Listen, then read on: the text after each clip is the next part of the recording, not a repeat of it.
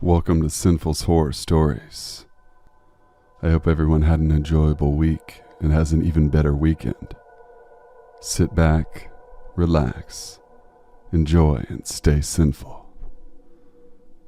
Story number 1. Before I start, I feel I should say that my mom has always been a generous person, always letting people stay at our home rent-free till they got back on their feet. At the time of this story, there were 2 of my mom's close friends staying with us. Both were women and one had 3 young daughters with her.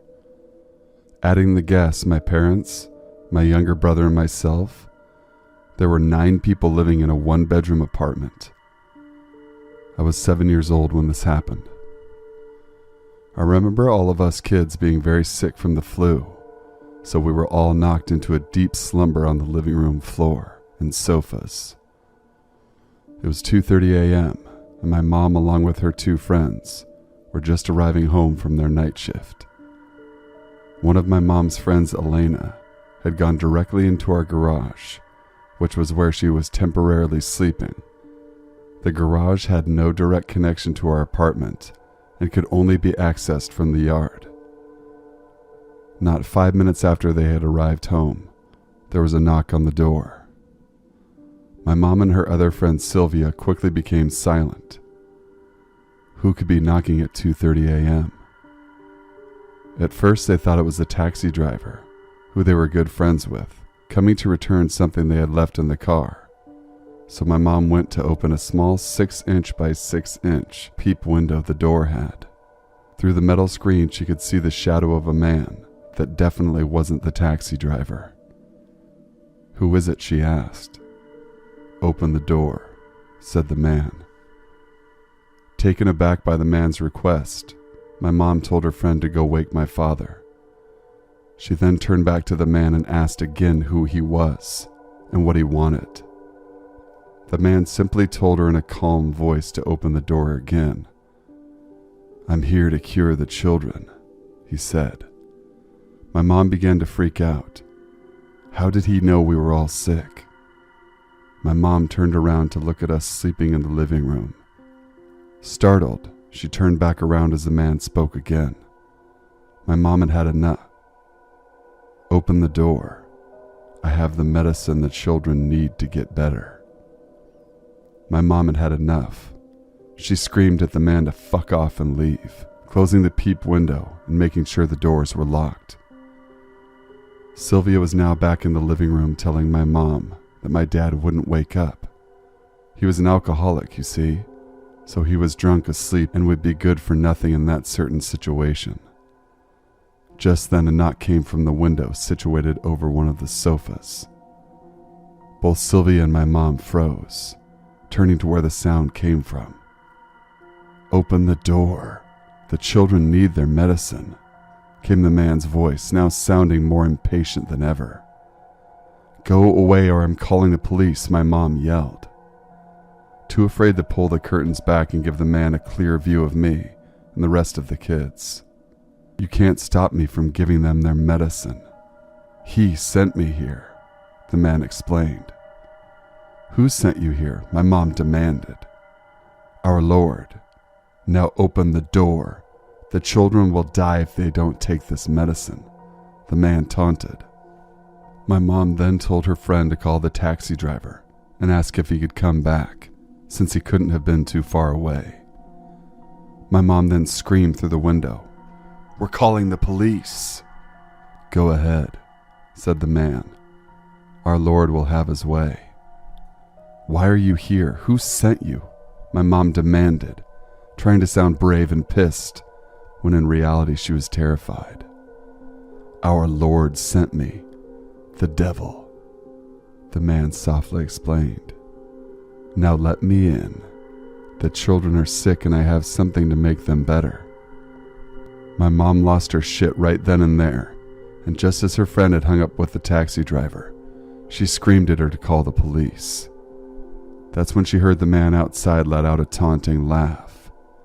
Not a minute later, she heard soft steps walking away. Gathering up her courage, she pulled the curtain aside just an inch and peeked out. In the dim moonlight, you could see the silhouette of the man, walking away down the street. When he reached the sidewalk, he just stayed there, taking a few steps now and then under the street lamp. It was almost as if he was casually waiting for someone or something. My mom and her father watched the man from the window for almost 10 minutes until he finally walked away. Just 1 minute later, they saw their friend pull up in his taxi. Feeling a relief wash over them, my mom quickly opened the doors and rushed towards the garage, knocking rapidly and calling for Elena. When she finally opened up, my mom dragged her back into the apartment and locked all the doors. The taxi driver drove around the surrounding blocks a few times, but never saw a single person out in the street. The police never came, seeing as they never made the call and decided on not doing so, since filing a report and explaining to the landlord why there were 9 people living at their apartment instead of only 4 would be difficult. The next day, we all celebrated Thanksgiving together, the adults talking about the events that had taken place the night before, and us kids playing board games and watching TV, completely oblivious to the danger we had come so close to. It's safe to say we stayed locked up behind closed doors that night. Story number 2. As a bit of backstory, I'm from a very rural area and have recently moved to the city for university. I'd started to feel a bit homesick and missing the countryside, so I decided to go on a walk in the woods close to my accommodation. It was still light when I started my walk around 2 p.m. With it being winter, it's been getting pitch black at 4:30 p.m. After about an hour and a half of walking, I noticed that it was starting to get pretty dark, so I turned back because I didn't want to be in the forest in total darkness. On my way back, I saw a guy maybe in his early 20s. He was obviously drunk with a plastic bag full of bottles of alcohol. As I was on a path with steep slopes on either side, I was pretty much forced to walk past him, doing so with keeping as much distance as possible between myself and him and keeping my eyes focused straight ahead. As soon as I passed him, his muttering became very loud. I was sure he was trying to talk to me, but it was still unintelligible, so I ignored him. Then I heard him yelling and turned around to see him walking towards me. There was about 10 meters between us. I still couldn't make out what he was saying, but he was walking quickly towards me and eyeing me up and down with a really creepy look on his face. I didn't want any trouble, especially considering I'd only seen one other person quite a while beforehand. I simply said, "Nah, leave me alone." He clearly heard as I saw him register my sentence through his drunken brain, yet he simply shook his head and carried on walking towards me. At this point, I panicked. I pulled out my phone and shouted, "I'll call the police." I knew this was an empty threat considering the fact that I didn't even know the name of the forest, and knew that it would be a long time before the police would get to me. Not to mention my phone was at 10%. I guess in this case I was lucky he was drunk as he froze, put his hands up and mumbled, "All right," before beginning to walk the other way. I walked quickly away, looking several times over my shoulder to check if he was still following me. It's probably a good thing I did, seeing as each time I looked back he was facing me, maybe to check to see if I wouldn't notice before he could get to me.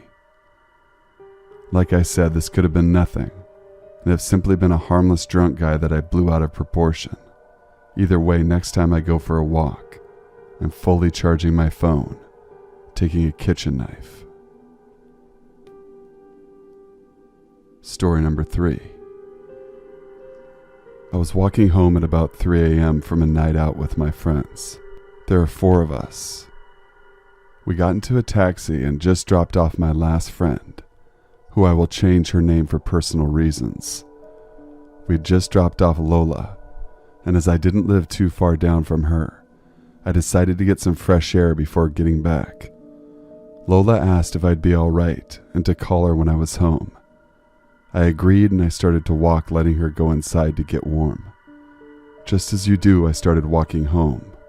I was walking quite slow, and I was halfway home when I got this sudden eerie feeling I was being followed. I decided to slowly turn, taking in my surroundings to check, and I was.